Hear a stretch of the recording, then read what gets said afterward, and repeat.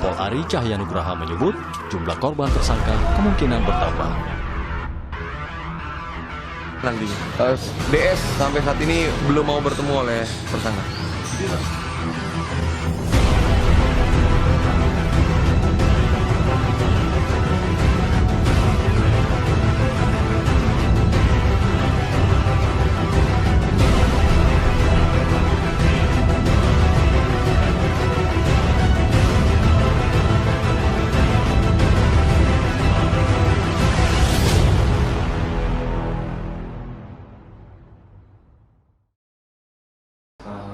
Siap, mohon izin pengajar, mohon izin senior. Nama saya Zalkefni Z Tampake dari Prodi Kriminologi, kelas Sosiologi J2 Universitas Budi Luhur. Saya sekarang sudah bersama dengan narasumber saya, seorang anggota Polri, AKBP Ari Cahyanugraha. Selamat siang. Selamat siang. Siap, apa kabar Om? Baik, sehat. Sekarang tugas di mana Om? Sekarang tugas jadi kanit di Barreskrim. Barreskrim Di Direktorat Tindak Pidana Umum. Direktorat Tindak Pidana Umum Barreskrim Polri. Barreskrim Polri, prospekan semua anak kriminologi pengen masuk ke situ ya. Sekarang saya akan menanyakan beberapa pertanyaan ke AKBP Ari tentang interaksi sosial. Siap. Siap. Menurut pengalaman dan pendapat komandan sendiri, nilai dan norma yang berlaku di Polri itu seperti apa sih? Nilai-nilai yang ada di tubuh Polri itu diatur dalam sebuah kode etik profesi Polri. Ada di situ aturannya, dan nilai Polri sendiri disampaikan dalam kode etik profesi tersebut adalah kristalisasi nilai-nilai keibatan yang dilandasi dan dijiwai Pancasila, serta mencerminkan jati diri setiap anggota Polri dalam mewujudkan komitmen yang meliputi etika kepribadian, kenegaraan, kelembagaan, dan hubungan dengan masyarakat. Lalu menurut komandan sendiri, sebagai pimpinan bagaimana Anda dapat menyatukan dan terintegrasi dengan karakter anggota yang berbeda-beda? Dalam sebuah hubungan pekerjaan di level yang saya jalani sekarang, itu level unit anggotanya kurang lebih total yang penyidik dan anggota lapangan, penyidik dan penyelidik itu ada 12 dalam satu unit, hanya unit saya itu. Dalam sebuah hubungan kerja yang paling penting adalah suasana hubungan kerja yang baik. Sebisa mungkin tidak ada jarak antara pimpinan dan anggotanya. Tahu betul kondisi anggota baik kedinasan maupun kehidupan pribadi. Kemudian menanyakan sarana dan prasarana yang digunakan, apakah sudah lengkap atau masih ada yang kurang. Tidak pernah membedakan hak maupun kewajiban baik yang anggota yang senior maupun yang junior. Kemudian tanamkan dalam jiwa anggota bahwa tidak ada pekerjaan yang sulit manakala bisa dikerjakan bersama-sama as a team, sebagai sebuah tim. Jadi tidak ada satupun anggota misalkan yang lebih senior lebih ngerasanya karena dia paling senior dia bisa menangani perkaranya sendiri, dan nggak bisa. Dia nggak akan bisa bekerja dengan cepat, bekerja dengan lancar tanpa bantuan juniornya. Begitupun sebaliknya. Jadi simbiosisnya berbalik, saling menguntungkan sama lagi dari Iya. Sebelum kemudian menjadi pimpinan pasti pernah di tahap anak buah. Ya. Saat di tahap anak buah dulu, jika Om mendapat perintah atau arahan dari pimpinan yang tidak sesuai dengan hati nurani komandan, bagaimana cara Om menyikapi perintah dan arahan dari pimpinan? Perintah yang tidak sesuai dengan apa tadi? Sesuai dengan hati nurani. Begini, kalau berbicara hati nurani belum tentu hati nurani saya baik. Oke. Yang mungkin perlu diluruskan bagaimana melaksanakan perintah yang tidak sesuai dengan aturan. Karena siapa tahu aja kalau nurani saya buruk, nggak bisa kan. Jadi bagaimana menerima perintah atau arahan dari pimpinan yang tidak sesuai dengan aturan.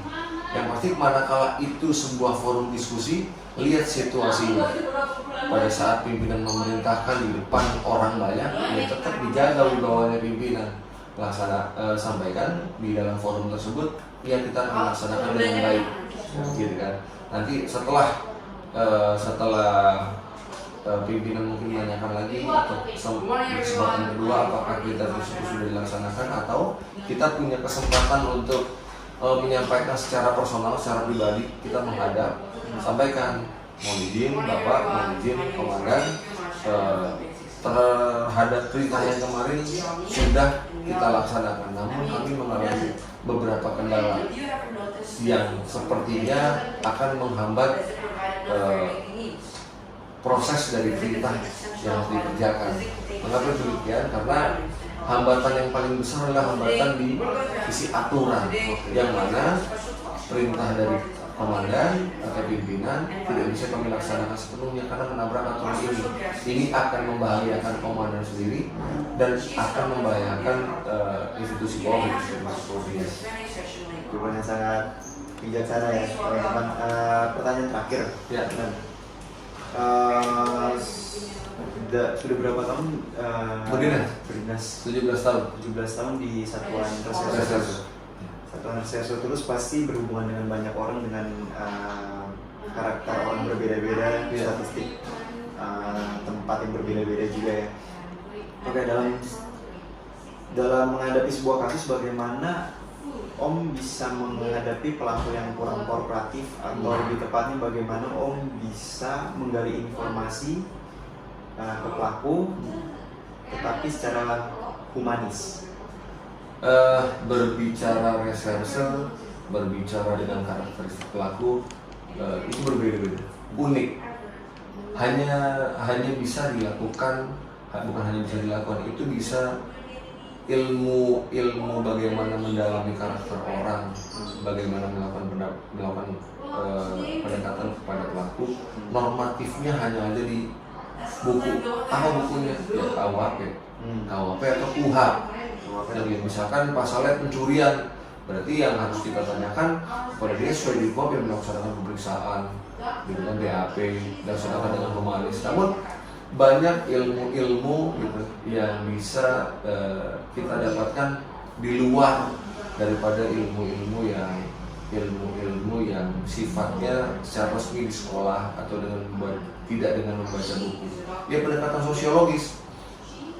Selain dari memeriksa si tersangka sendiri, sebelum kita memeriksa tersangka kan kita pastikan bahwa saksi, barang bukti dan alat buktinya yang berkaitan dengan sebuah peristiwa pidana ini mengerucut kepada salah satu tersangka, kan begitu. Kalau memang si tersangka ini tidak bilang tidak, nggak jadi masalah karena tersangka itu keterangannya nanti di muka pengadilan itu cuma 0, nggak ada nilainya. Jadi yang perlu diperkuat adalah alat bukti, dokumen, gitu kan, keterangan ahli, keterangan saksi, serta pendukung lainnya atau keterangan surat. Terhadap keterangan tersangka, kita misalkan dia mempersulit jalan penyelidikan, nggak masalah, tapi masih bisa kita coba melalui pendekatan keluarga, kekerabatan, atau adat istiadat.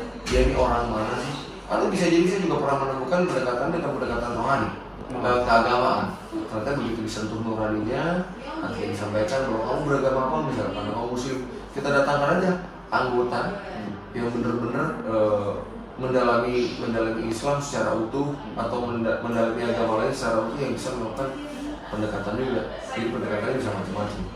Pendekatannya bisa macam-macam. Yes. Tidak Jangan terpaku sama apa yang ada dalam buku ya. Ya. Gue. Mungkin ada beberapa masukan atau semangat ke anak-anak yang sekarang lagi kuliah kriminologi nih yang mau merucut ke tendensi ke reserse. Mungkin ada beberapa pesan yang bisa menyemangati anak-anak kriminologi nih. Pesan buat teman-teman akademisi, Kevin dan teman-teman, terutama yang sedang mendalami ilmu hukum. Hukum itu tidak bisa dilihat hanya dari satu sisi. pendapat teman-teman yang belajar hukum di Budi Luhur belum tentu sama dengan pendapatnya teman-teman yang belajar hukum di UI. Itu berbicara hanya masalah sudut pandang, tapi jangan pernah salah artikan bahwa seseorang yang sudah merasa bisa mengerti ilmu hukum malah justru mempermainkan hukum itu sendiri. Karena banyak kasus yang sudah terjadi, mungkin nanti pada saat kalian akan mengalami proses kehidupan yang lebih tinggi setelah kuliah, membaur, berbicara sudah tentang pekerjaan, sudah berbicara tentang profesi. Jadi nilai-nilai asli dari hukum itu sendiri, nilai-nilai yang baik malah luntur. Kenapa? Karena ada orang yang mengerti hukum sehingga dia tahu celahnya hukum itu sendiri di mana, dimanfaatkan dengan hal yang kurang baik. Jadi manakala mau berbicara hukum, ya pelajarilah yang baik untuk hal-hal yang baik. Gitu ya, karena hukum itu dibuat untuk membatasi manusia berinteraksi supaya kehidupan ini bisa lebih baik. Jadi jangan dibalik-balik. Karena kita ahli hukum, kita mengerti celah hukum, jadi kita dimanfaatkan untuk hal-hal yang tidak baik. Ya. Kita mungkin akan ngobrol lagi di lain waktu. Terima kasih banget. Oke, udah untuk wawancara dan sekaligus edukasi sosialisasi. Kita jadi semangat karena arahan dan perintah komandan. Nah, kalau udah satu lagi nih, kalau udah ngerti hukum, satu yang paling penting, jadilah polisi untuk diri kalian sendiri. Ya, jangan bisa ngajarin orang, tapi kita sendiri melanggar hukum. Siap. Ya. Siap. Terima kasih. Salam buat teman-teman ya. Siap. Terima kasih Bunda. Bagus banget. Makasih Bunda. Thank you.